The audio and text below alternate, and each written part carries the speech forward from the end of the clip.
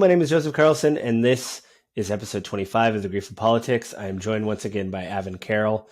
Avin, how you doing? Doing good, Joe. Yourself? Good. We just made the joke before we started recording that we're only going to do this for the third time, not five or whatever, because we always have long phone calls. You know what we should talk about? We should talk about the midterms, and then that's the episode. And then we have to re-talk about what we're going to talk about. How was your holidays and stuff? I haven't actually talked to you about that, really. Christmas was pretty laid back and relaxed. Lisa and I just The stayed best. at home. Her family was all out of town. We went and saw her brother and niece and nephew Christmas Eve. Her parents were in Japan. Nice. My family's all in Idaho, and we don't visit on Christmas because it's just difficult to get into and around Idaho this time of year. Yeah, there's a mountain range in between you and your family. Southern Idaho, I guess, more specifically than just Idaho in general. Yeah, spent it at home, nice and relaxed. Lisa's family tradition was always making Swedish meatballs, so we had some Swedish meatballs, and it was nice. What about New Year's? You said? Well, New Year's was super subdued. I was falling asleep on the couch at 10, so I went to bed. I did that because a bunch of people set a bunch of fireworks off. I had the same thing. I made a bunch of bold claims about it. This is the year I'm staying up. And then at 11:55, somebody shot off a mortar style firework, woke me up, stayed up for a couple minutes, woke my wife up. Hey, Happy New Year. What? Oh, okay. And then we both went back to sleep. And so that was our New Year. Yeah, Lisa was still awake. But I was not. Well, I mean, basically this episode, it seems like it's been a long time, but it's been the same amount of time. It's just probably because of the new year and stuff. We just wanted to talk about the midterms because, man, it was a big deal. The midterms were a big deal. Unfortunately, the articles I sourced were paywalled, Avin told me, because apparently I'm still a shill. Paid for the New York Times for one more month. They told me I had a couple days left, and I just started sending him articles, and he said, I can't read any of these. But it was too late in the game to change. But basically, this is actually one thing we didn't talk about. You looking at all the footage before the midterm happened, being conservative or libertarian or conservative leaning, how did you feel? Did you get that sense that the red wave is coming? This is it? Because that was kind of forecasted, and in my circles at least, people were kind of yep, it's inevitable. It's mainstream media. I don't like using that phrase, but it's accurate. Mainstream media was pretty broadly calling for a red wave, and so I think everyone was sort of expecting it. And the reality of it is, if we're honest, the Republican Party owned this election going into it, the midterm election. It was theirs to lose. And, there's been all kinds of analysis afterwards. There's been all kinds of speculation afterwards that's come along. Why didn't they win as many as they should have? Blah, blah, blah, blah. But, I think for the most part, outside of the news, the people I know weren't as shocked. I know some people were a little bit disappointed and a little bit shocked that the Republicans didn't win more seats and didn't take back the Senate, or didn't maintain the Senate. Didn't swing as many seats in their favor because, they were supposed to actually gain seats in the Senate. Instead, they lost a seat. Right. And honestly, it was their fault. It was the Republican Party's fault. They slipped up. The Democrats did nothing to help their case. The Republicans shot themselves in the foot. Which is weird because there's all these reports going into it that's what Mitch McConnell said about the Democrats. Let them. We just have to say nothing, and we will let them screw up. If Republicans couldn't keep their mouth shut though. There was specifically Trump and the affiliated people that circle him. The candidates and things. Yeah. Well, and then there's been charts online and graphs about how many of his candidates won. I think maybe one out of the 20 or something won, I think. It was abysmally bad. Yeah. And I did hear some people on the right say, but we weren't really spending money in these areas. You know what I mean? Like, where was the RNC push? But then, I think some of the people for the RNC actually came forward and said, why are we, these aren't good candidates. I think Mitch McConnell said that as well. Like, if there was better candidates, we would be able to push money to them, but we're just not seeing, kind of like an interaction, I guess, with Well, the the thing you voter, I notice, suppose. if you look at it too, these are the candidates that were put forth by the primary process. Like these were the candidates that the Republican Mm-hmm. voters in their states wanted to be their representatives, and they couldn't win. And I think this is um, maybe in a bit of an indictment on the process since Trump has come into the circle sphere of influence for the Republican Party, because before that candidates were fairly effective at getting the message out that, I'm the person who can beat the other person, Mm-hmm. right? Mm-hmm. I mean, it's the whole reason we had Hillary Clinton as the nominee against Trump was because Right. I'm the Yeah. one that can beat him, Right. as we saw she couldn't. But No. with that kind of norm in our past, where it was sort of like I'm the person who can beat the other person, now being dead, I mean, how we move forward is going to be really interesting, because if the candidates were bad, the candidates were bad because that's who the voters put forward. Yeah. And what do the voters learn? Yeah, and then too, what I heard on the side was even the pool to get to the primary, like those people weren't as good. You know what I mean? So it's like you kind of just it's like this is what we have, almost like a lesser of two evils is kind of, like in the primary field of these places. It was like, well, these four other people are weak, but this person's okay. You know what I mean? So it was almost like, yeah, the voters wanted this, but they didn't even at that level have good choices, I don't think. I mean, at least what I've read. I mean, the measured takes were none of this was really good, and this is like the best we could do. Like, which I again, mean, I hadn't heard that, but that's discomforting because that means that in all likelihood that's going to be continuing to move forward. So is that saying that the good people in the conservative swing of America are so disgusted or disillusioned with the political process that they don't want to run? They don't want to be involved? I think Or that is does true it because mean something else? I think that could be true because what you saw on the flip side of like Democrats, really focusing like abortion was big. Like everybody said that's really what cost the Republicans, but I don't think that was it. But it was a major issue because younger people voted, the whole Gen Z, um, what they said is they started polling people coming out and it was just younger and younger people were coming out to vote, so I I think mean, in it's a a big way, part. yeah, I think And for me midterm that, elections usually are uh, historically midterm elections sway for Republicans because younger voters tend to vote more Democratic, and younger voters tend not to be as active in the midterm elections. yeah. Well, what I think what was interesting was that you it seems like, yeah, younger people were going out to vote more, they were more passionate, and it seemed like, for me, this is a weird thing about Trump and him focusing on his base. He's always focused on his base, and in my brain when I see that, no matter what I think about Trump or everything, it's like, well, that's such a small portion of the voter base. Like, you're not growing, right?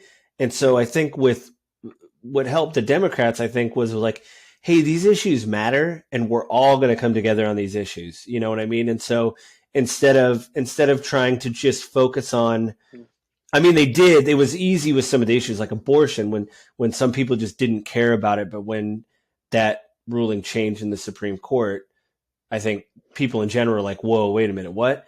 And I think it was easy It's to easier to rally people. crystallize voters around a single idea or two, and to really Yeah, mobilize them over a single idea or two. And I would agree. Crystal and Sagar, Sager, Sager, Trump on endorsements talked a little bit about this at that point in time, that the ruling on abortion definitely was an area that was going to hurt the Republicans, and maybe it had an outsized hurt, but I still think that the real vocal elections that were going on, specifically around the Trump supporter candidates or Trump-backed candidates, did more harm than good. It's interesting, though, you say it was only like 20, because, I mean, definitely Republicans had way more seats that they needed to swing.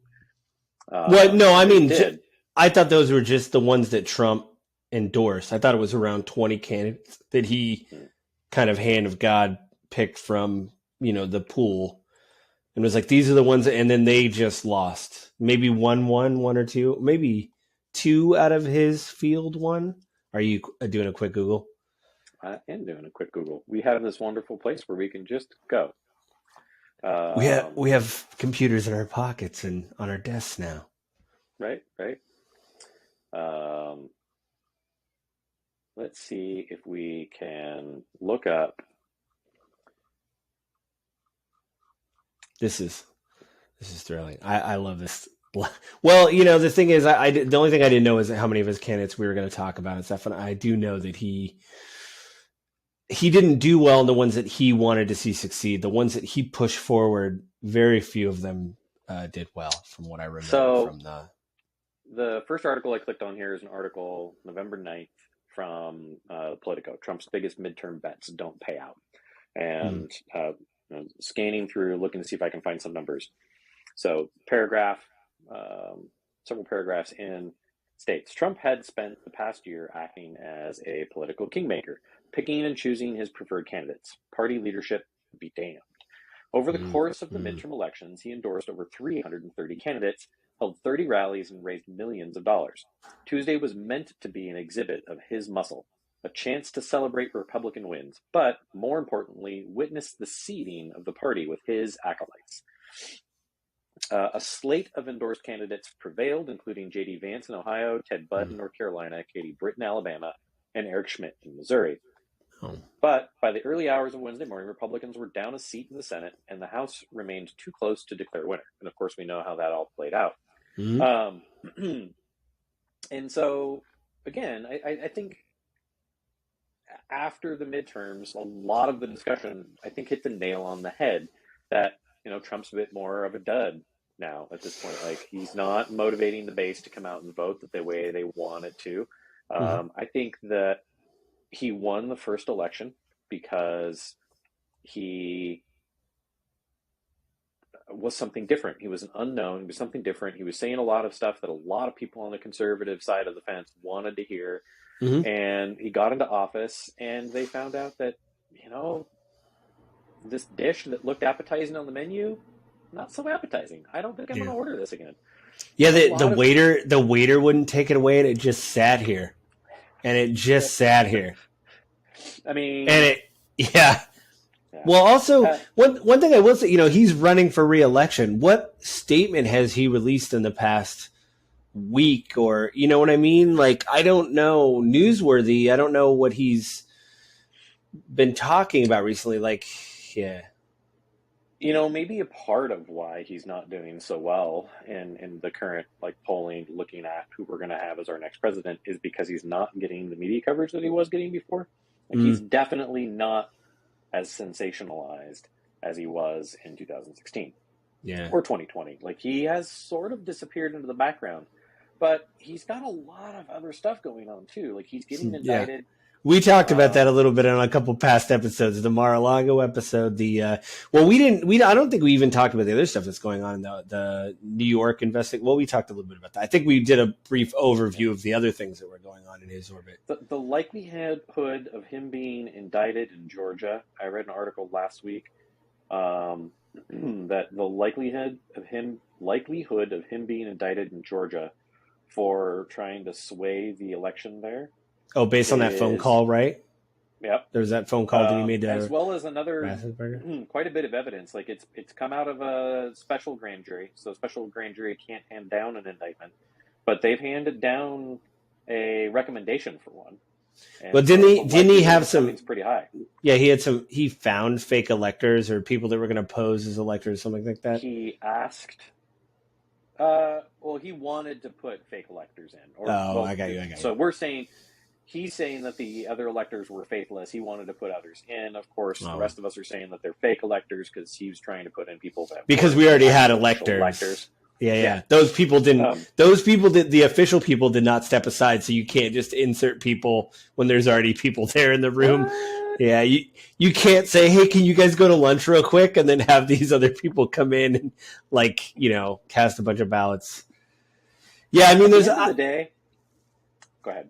Okay. Oh no, I was just gonna say I think some of that, and too, like I hate to say it, but I don't agree with Trump. When he's rallies, you're like, wow, there's a lot of energy there. He kind of looks tired now. A lot of people are saying on both sides, like, man, he doesn't. I don't know if it was a birthday or he's looking a little like he's at Mar-a-Lago mostly now, like just kind of low key. Old. Yeah, in 2016 he was already pretty old. Yeah. I mean, that same thing can be said of Biden. They said that Biden has to, because everybody's like, is he going to run again? And then people are like, well, he literally has to talk to his family because that's like what you do. If he was like 50. No, I mean, I don't think that's it. I think I sent you an article a long time ago. I don't know if we talked about it on the pod, but like the idea of ageism. Sorry for getting so close in the video, people. Oh, it's all right. I'm fine. Anyway. Oh, no, I leaned forward in my chair and I was like face into the camera. I think everybody forgive me. No, I think, I sent you that article a while ago about ageism, and it is bad to look at that. But like, if really think about it, like, how much ambition do you need? Like when you're 80, I'm like, I just want to kick back. I've done so much. I don't want to run a country. You know what I mean? Like, I don't want to, when you're 82, I don't want to be woken up at 3 a.m. because South Korea did something, or like there's a problem in Indonesia. I'm like, oh no. Well, then that's why you probably won't be president, Joe. I probably will not be president. It takes a very different person. I mean, to be honest, that may happen next year where if they're like Korea's, I'm like, I don't, can you call the vice president? No. The point I'm getting at though is like, he's already shown signs of having a pretty hard time maintaining his cognitive composure. Biden. Yeah. Yeah. And both sides of the media has been a bit critical of some of his gaffes. I mean, for years before we even elected him as president, like as vice president, he was broadly picked on for his gaffes. Well, a few weeks ago, he was giving. Well, actually, I think it was before the first year. He was giving a speech somewhere, and someone passed away, and he asked how she was doing. It was a big deal because this congressperson passed away, and he was like, "How's she doing?" And they're like, Kamala Harris has essentially disappeared, right? Like, what happened to her? We have a vice president, right? Are in just as much of a weird spot as the Republicans are for putting forth some good candidates. And man, like, where are we at in politics in the United States of America? I know a lot of people would tell me that I'm wrong. Trump was a great candidate, but I was not happy with him as a president. He wasn't composed. He wasn't presidential. And yes, those things matter because he represents every single American. Hey, man, I got that speech when I went abroad, and I was just traveling abroad, and I was a dumb college kid. They're like, hey, when you go places, you represent your country.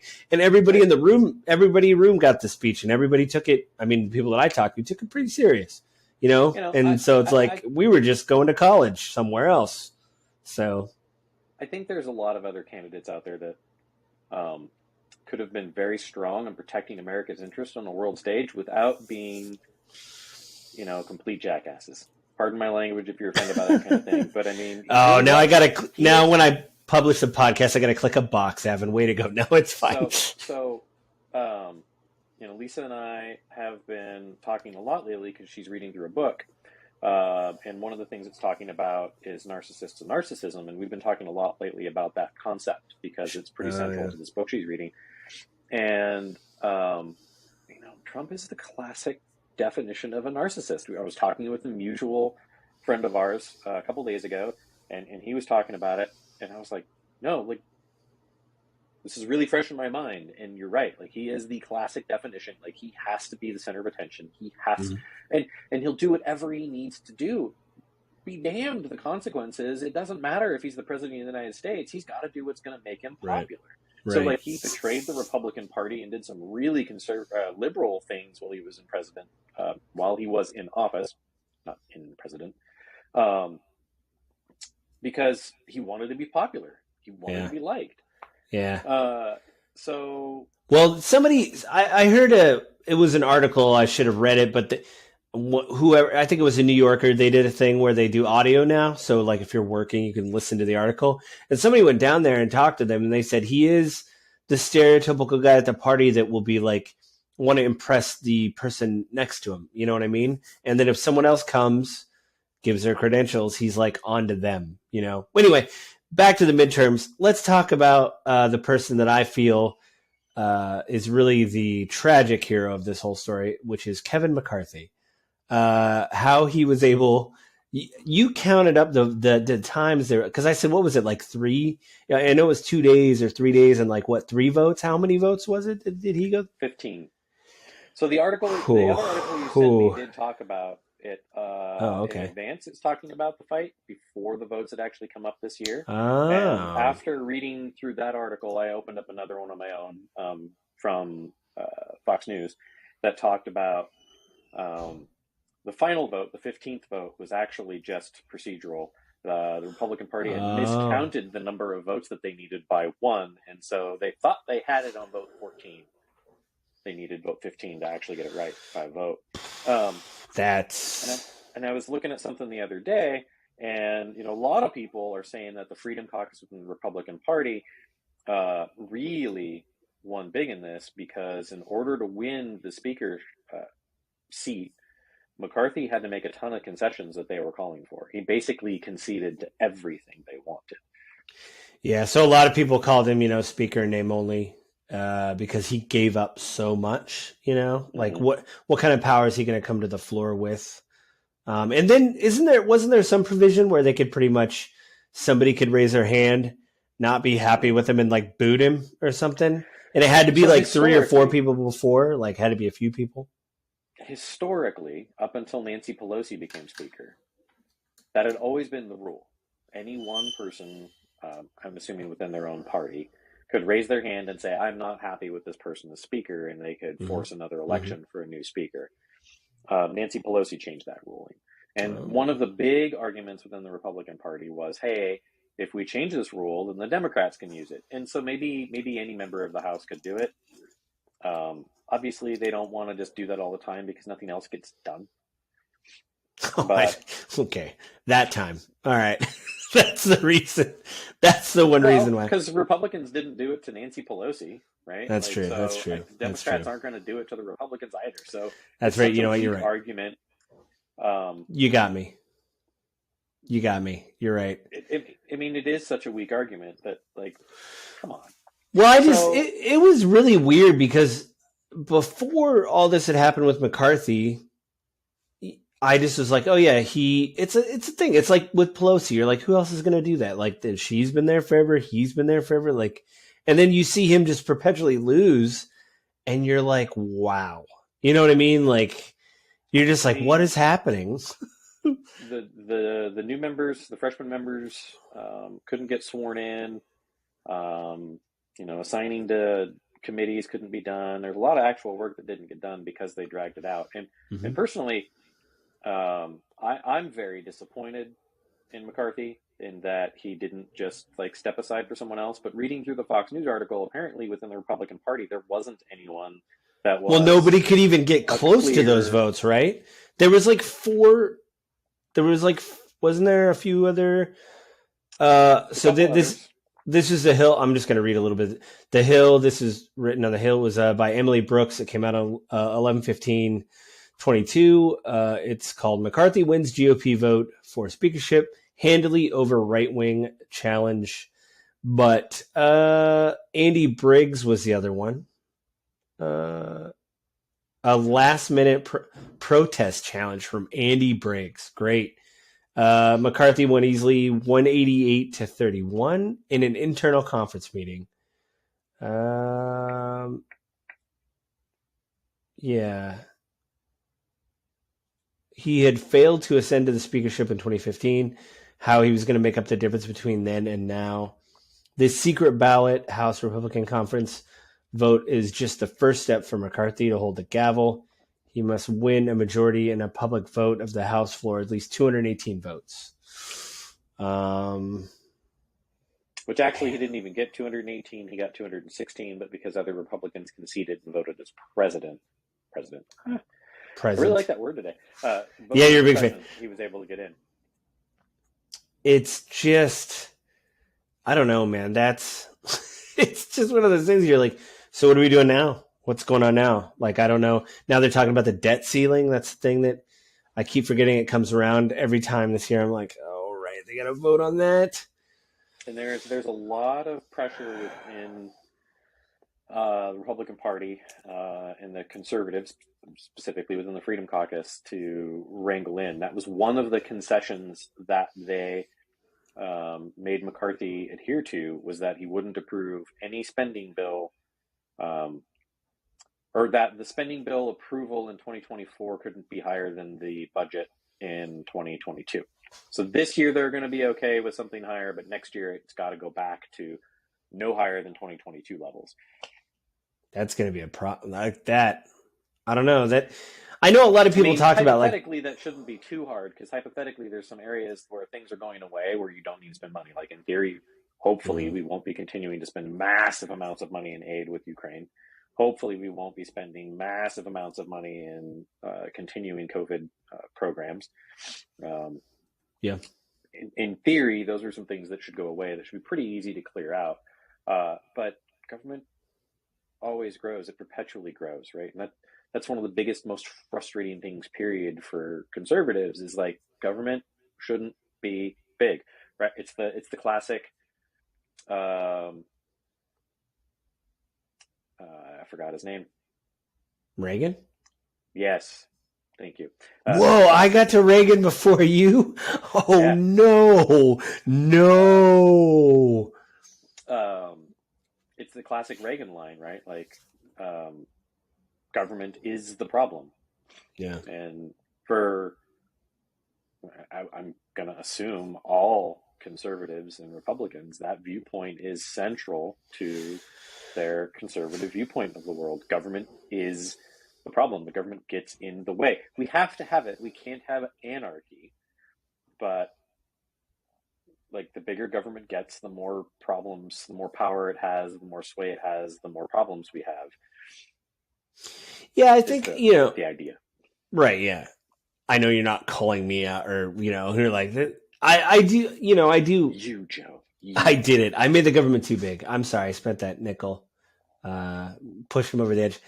No, I get that. I think what's weird, what I want to see happen is, actually what I'm excited, I hate to say this, I'm excited to see the candidates from this who will come out to be 2024 candidates. That's kind of like what I am actually the ones excited. That actually did get elected.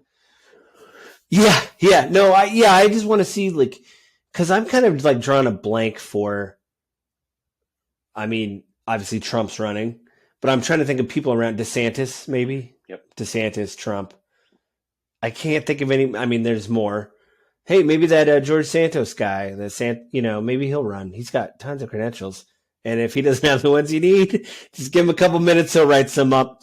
He'll just send but the Democrats, besides Biden, I can't really envision anyone that's going to come out of this field that's going to be like, I want to run for president.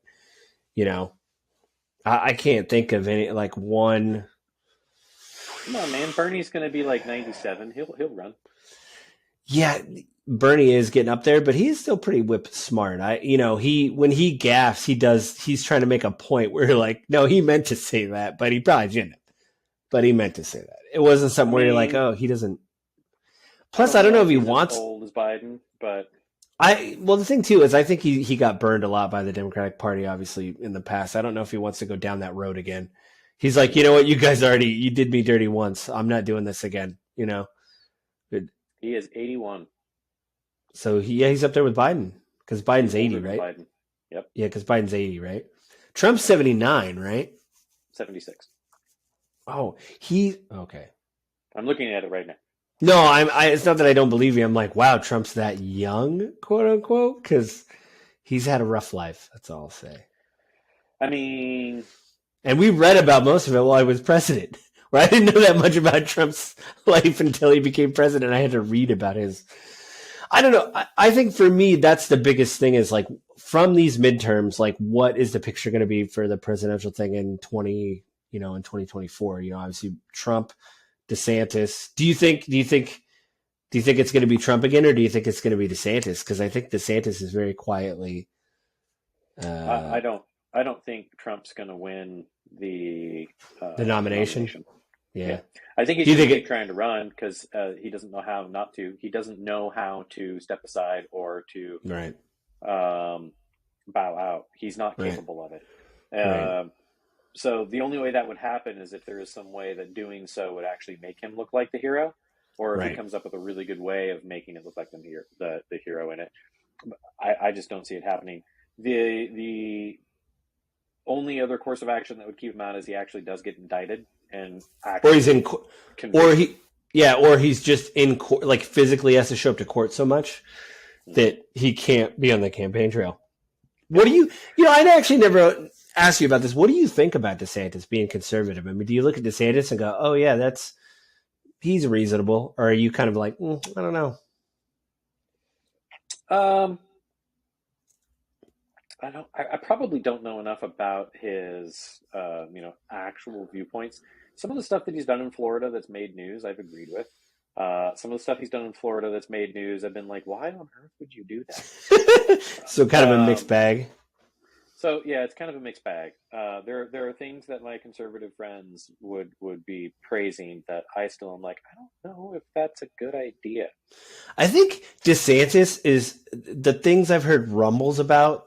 Even like the Atlantic did a piece about him where even people that work with him say he keeps a lot close to the chest and he only like really inserts himself in stuff if he thinks in a way like, okay, I'm going to hitch my wagon to Okay. this and we're going to get this across the finish line.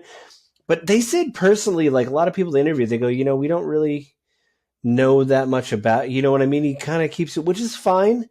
But like no matter what I think about Trump, like you're like, oh, that guy, you know what I mean? You knew that people were like, oh, there's Trump, whatever. When everybody around you is kind of like, I don't know. It's like, that's not to me, that's not a good thing. And I think there's going to be a weird thing because I've heard some rumblings. Obviously, none of it's been confirmed. But you said before when the worst thing Trump could do is run for president because he's got all these things.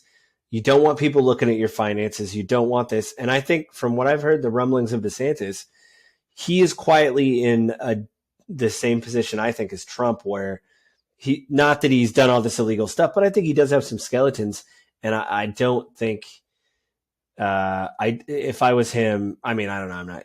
I just think we would be shocked if people really start looking into his life and stuff. You know what I mean? It's like one of those things where, hey man, maybe you shouldn't just do what you're doing in Florida and let everybody think what they're going to think about you and don't get a magnifying glass near your life.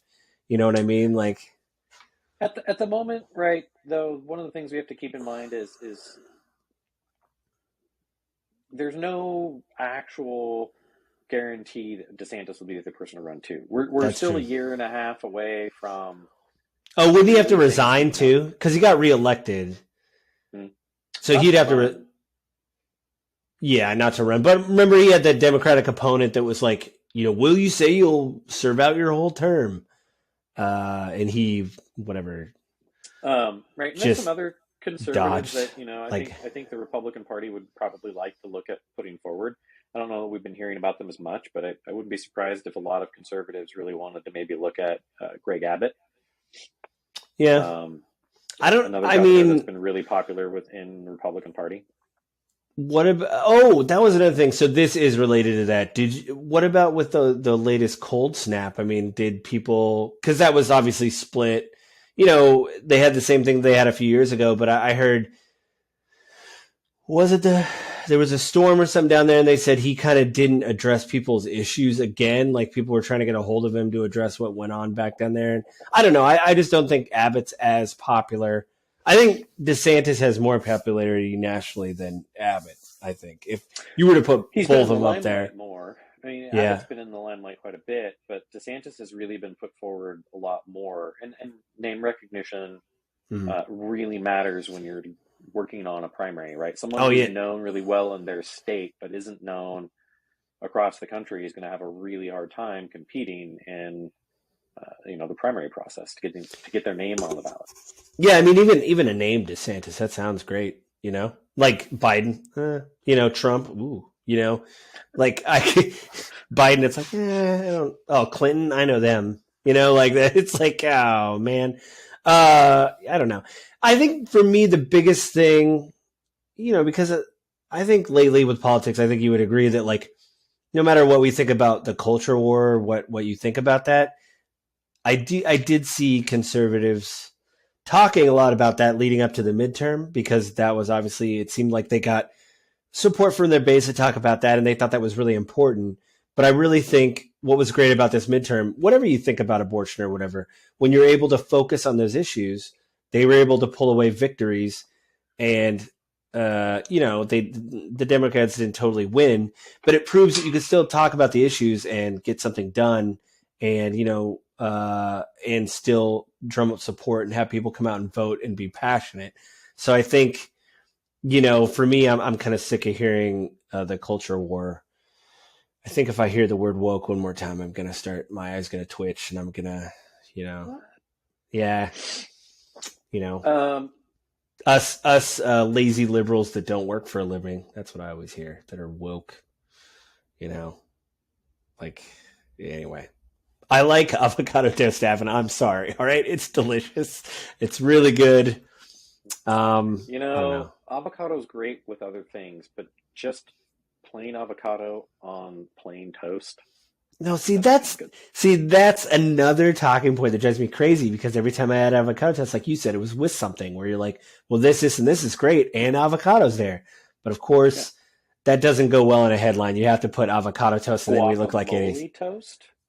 Yeah. Oh, my wife does that all the time. Yeah. Anyway, what do you think though? For like, did you have that same feeling too? I mean, we don't really talk about like culture war stuff on here, but like, did you? Because I did feel like that of like, hey, these issues matter to these people, and they were able to pass they were able to get candidates through certain states like Kansas and I think in Michigan. They all had abortion issues. They codified those rights, and whatever you think about abortion, they focused on those issues and got those passed in record number. People came out and voted. So to me, that proves to me, it gives me a little bit of hope to say, hey, if you focus on the issues, you can win. This isn't all about what I feel about drag shows or what I feel about CRT or you know what I mean. Like, I think there's a balance in that, right? I think we've learned in the history of the United States that focusing on the issues is a surefire way to not win an election. Unless you have such an inflammatory issue that is so divisive, right? Like you have one side of America that's like, no, abortion is murder. What is wrong with you? And you have another side of the country that's like, why are you trying to oppress women's rights? You guys are like, 1800s women are property bigots. Mm-hmm. And there really is very little middle ground in that conversation. I mean, you and I had it, and it was like, pretty much like, to me, a very clear, simple concept that just like, how could you not understand it is one that because you have different views of the world, like you're like, Evan, I don't even understand how you can think that way. Now, mind you, we're still friends. We don't look at the other person. Yeah, I don't think I said. Did I say that? Thing. I don't remember saying that. Well, no, but that's like right. Neither of us was able to. We had an hour-long conversation on this podcast, but we've also had multiple conversations separately, and we've never come to an agreement other than, well, we'll agree to disagree. Yeah, I think that's what it is too, because I think. Like you said, everybody comes with their own bias and things like that. And what I've noticed, it seems like there are obviously two schools of thought. One is you hear a lot of anecdotes, right? Like, hey, this happened to my uncle, which makes sense. If it's someone, especially a loved one in your life is affected by COVID, positive or negatively, you're going to have a very strong opinion about it as opposed to someone like me just reading the John Hopkins website, stuff like that. Like, I just think that there seems to be this such like I saw this in a debate too. Somebody said they were debating someone. I sent you the clip, and the person debating just brought up anecdotes, and the other person was a scientist. And so it's like the Oh yeah, scientist. I haven't watched that yet. No. Well, this the scientist was bringing up statistics, which for many people can seem cold because who knows about 33% of this or 10% of that or whatever. But for me, what for abortion, just to be clear, like we talked about in the pod, but like I had something personal happen to me, and then I started reading statistics, and so it's like this mix of like, well, this happened to me. I'm reading these things. It's kind of backing up what I'm saying, and I'm trying to be fair and read everything. But I think that there's this thing of like, if you give someone a statistic or whatever, that you're cold, and I don't think that's the case at all. But the anecdotes do mean a lot to people when they're in their lives. And I think I find that more and more with debates, and it really bothers me when I watch debates now when people just rely on one or the other, to say like, well, this happened to my uncle, so this is all crap. It's like, but you can't like, to be clear, that clip. Where is the human experience in your statistics, and where is your actual data to back up your anecdotes? Yeah, basically. Yeah. We run It, into a lot of that in media, period, right? yeah. And the stereotype would be that it's the liberals who always base things off of feelings, Mm-hmm. not actual facts. But the reality of it is, like, particularly in the Republican Party with Trump, but anything surrounding him, a lot of it is feelings. Yeah, And and people they're felt aggrieved, or which is I mean, hey, I understand being disenfranchised, like we talked about in the episode, raises don't come the way they used to. Your dollar doesn't cover what it used to. You can't buy a home, you can't get a car. And I get someone saying, "Hey man, I can fix this." And you're like, "Great." It isn't as bad as some historical things we've seen of that, but I totally understand, but like my thing is like, I don't know. That's what I'm trying to do more is like, yes, this happened to me, but like what is the data back up? Like with abortion is good. Like the things that happened to me. I mean, my wife didn't have an abortion, but we talked about it on the pod. But uh, you know, with this whole abortion talk started happening in the midterms, and everybody said, listen, like 65% of Americans believe it should be legal. So like if we're on if we go on a majority, like people just think that, hey, maybe I don't agree with it like you. I don't agree with it, but maybe it's just something that I have to have those people have to be left to their own devices or whatever. Like I don't know. It's just something that's part of my society I don't like, but it has to happen, or something. And I think, I don't know. I just wish there was more of that of like, well, I don't really agree with it, but the as long as it isn't, I don't know. I I'm done. I couldn't finish the sentence. I was like, I don't got anything at the end of this. I really feel like the United States, and I think that the data actually supports it, that I feel like the United States is becoming more and more divisive and less capable of talking to each other. I Mm-hmm. think it's partially a dynamic of social media. I think it's partially a dynamic of mainstream media, um, and it's a feedback loop. And I think it just makes itself worse and worse and worse. And it it worries me that this country that's been the great melting pot, that's worked very hard to equalize everyone, and while we're not fully there yet, I don't know that we'll ever get there because humans are inherently afraid of things that are different than them. Yeah, Um, I think that's and true. I don't think any human being can be perfectly fair and unbiased to every other human being without Yeah, burdening themselves to the point where they can't function in life. yeah. But I do think we can try, and I do think we can try to get better. And um, unfortunately, in the United States, we've got one side of our political system that hates the other side, and the other side. I mean, two sides of our political system that hate the other side, and so much so that they're not willing to sit down at the table. And because of that, our elected politicians, in order to stay in power, are moving that direction too. Yeah. Because Yeah, like, oh, well, they don't want to appear weak. That's all right. Sorry. They don't we had want to fall on the floor. They don't want to. Nothing happened. No, we're fine. We're fine. We're fine. My dog got excited, and apparently I moved some cables earlier. What? He got very excited. There was some cables earlier. Oh, now he's just looking at me like, I'm so sorry, Dad. He just knocked it. What did I do? What did I do? I'm fine. I'm fine, buddy. It's okay. So, it's.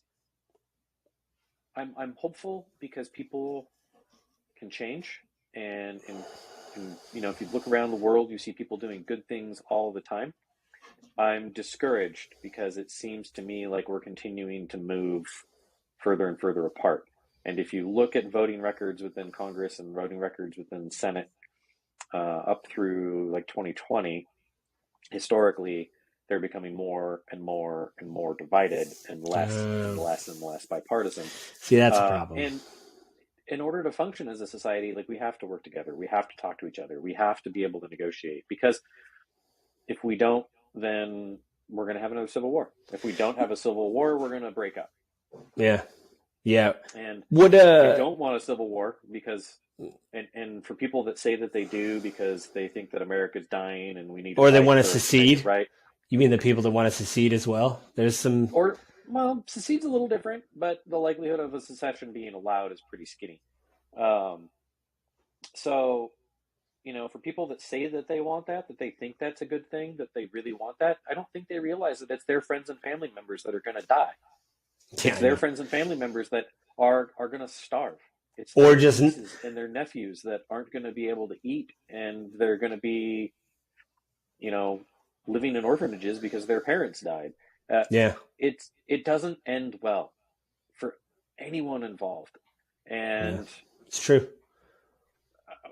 I would like to think and hope that we as a species have evolved beyond that point. But then I remember we're humans, and some crazy person in Russia has decided that he wants land in the country next to him, and so he's gonna, because it used to be his own people as fodder, onto the battlefield. Yeah. And then you're like, oh crap! People. Yeah. Nothing. In power. Yeah. Nothing really changes. Crap. Yeah. Well. So we're running out here. We're getting close. So what did you want to talk about next month? Because you actually had a pretty good idea of what to talk about next month. We talked about the 2A stuff. You want to talk about the 2A stuff? Second Amendment stuff, the Supreme Court. Oh, Second Amendment. Sorry, 2A. I didn't know. Sorry, I used to listen to some veteran podcasts. My favorite podcast out of this veteran feed I listen to all their podcasts. My favorite podcast out of there just vanished. And so I do not really listen to them anymore. It's like the one reason where I'm like, well, these are okay, but I really like this one. And the one that I really liked is just gone.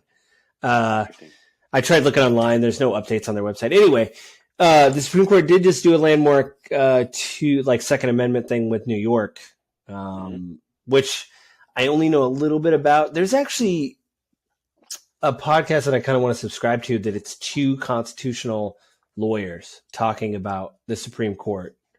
They debate their I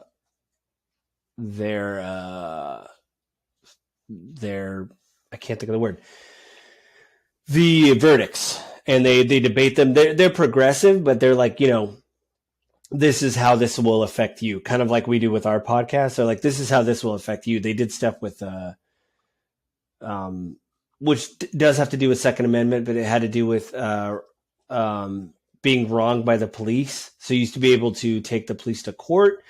They made it easier or harder for people to go to court and find police had done wrong in a case. There's stuff like that. But they also talk about the New York case of gun rights and stuff, which I thought is interesting. So I definitely need to figure out what that is. I'll probably, if I figure it out, I'll post it so is that what you want to talk about next month? Yeah, I think that's something that is a hot button topic, something that we haven't talked about. Totally. Yeah. And I think that would be a great topic for the podcast. Yeah. I'm because we talked about police, but we haven't really talked about the Second Amendment stuff. So that'll be Well, and they are not related. I mean, they're very different. no, but I mean, we were talking about gun violence and I think the police, but we never talked about citizens with like the Second Amendment and all that kind of stuff. Like it's like, way different. So yeah, and then We've talked about it topically, but not in depth. Yeah, and we do actually. I know this one's coming in a little hot, but we do actually need to record because I remember when we started doing this on video. You're like, "Hey, we should like really record the pre-show, like sit down and do like a pre-show." And I was like, "That's a great idea." And I think we got one, and that was like episode 18. And now our pre-shows are on the phone when I'm driving home 2 hours from site. And I was like, "Well, that was the episode." So we'll do something like that. We'll work on that in the next year.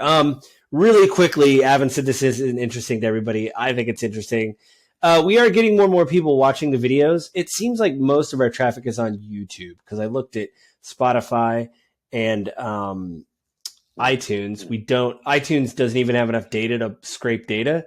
Spotify is also low, but there's a lot of views on our YouTube videos.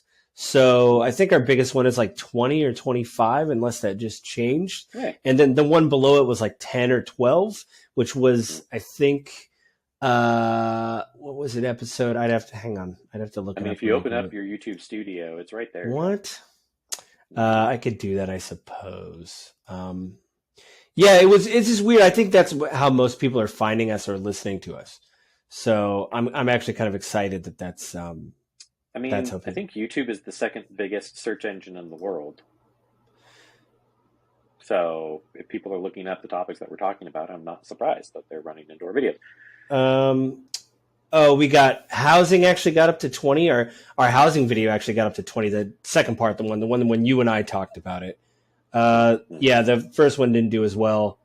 Energy dependence got up to 10, which is pretty good. What else here? That did like 3. Then the question is how much are people actually watching it? Because that's just they opened the video and watched a few seconds. Yeah, when I looked at the analytics, those were actually high as well. You know what? Never mind. That was for 19 seconds. I felt really good about that one, but apparently they were like, "What? I don't care about housing." But it says 50. I don't want to watch this. 19 minutes. I'm sorry. So like 59% of the video. I don't know. It just seems like I think YouTube is really where we're getting our most amount of engagement. And I just found out my last video didn't post because it got rejected by the YouTube people. So that's cool. So I got to go fix that.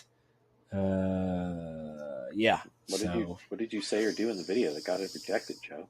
It says it just failed to upload. There was a problem. Usually it was going smoothly and I check like the next day, but I've been busy the past couple days. It's like, yeah, everything's fine. I don't need to check. Well, I should check now from now on, I think is what I think. So, well, Avin, thanks for the talk. We did talk about the midterms, even though it didn't seem like we did. Next month, we will talk about, we'll say the Second Amendment. We'll just say that, and we'll just talk about some of the Second Amendment. Is there anything you want to plug before we take off, Avin?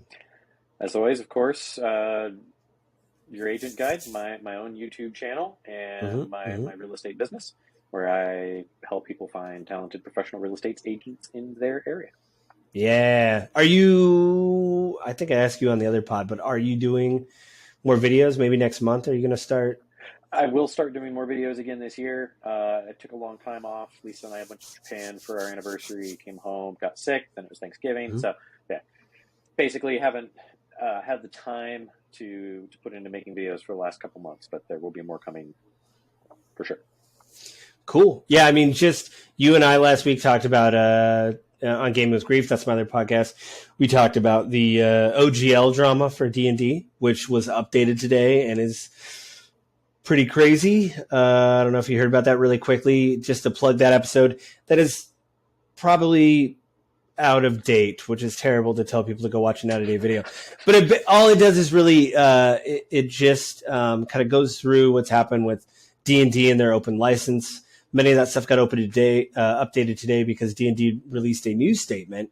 Some people in the community that were verifying sources. We're going to do like an expose tomorrow. They addressed some things in an open video to say this is what I'm coming out with tomorrow. And the D&D official D&D site said, "Hey, we've heard there's some misinformation. Here's what actually happens," and said some stuff. So then the person that was creating the video had to go back and say, okay, I verified with my sources, and I have 2 sources, and they're telling me 2 different things. So I did all the research I could. I'll come out with the video tomorrow with an addendum. And I'm like, oh, my brain hurts. So, yeah, it'll be good. There'll probably be another video in my future about it, just to be like, all right, I'll have like the loosened tie and I'll sweat and just be like, this is what's happened. The D&D OTL if you care. So, well, thanks everybody for joining us, and we will talk to everybody next month.